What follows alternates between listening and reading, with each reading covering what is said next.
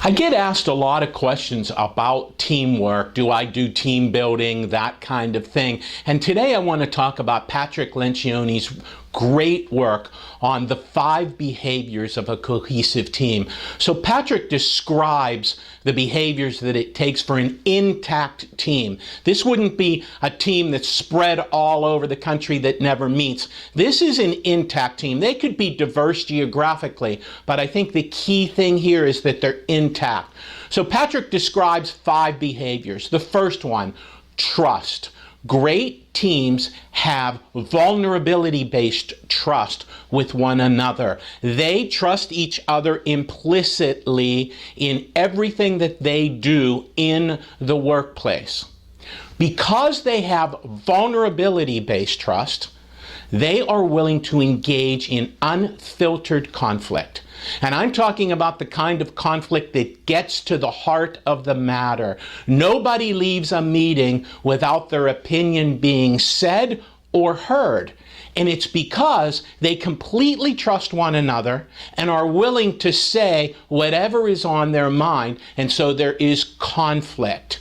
Doesn't mean that it's destructive conflict, it's far from it, but is unfiltered conflict.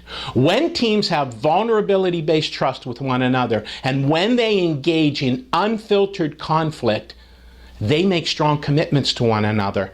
Nobody leaves a meeting saying, I'm just going to sit on the sidelines and watch that fail. Everybody has talked through the issues.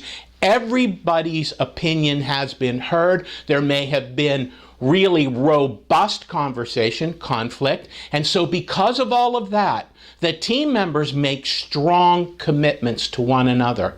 When there's vulnerability-based trust, we engage in unfiltered conflict, we make strong commitments to one another, the team will hold each other accountable.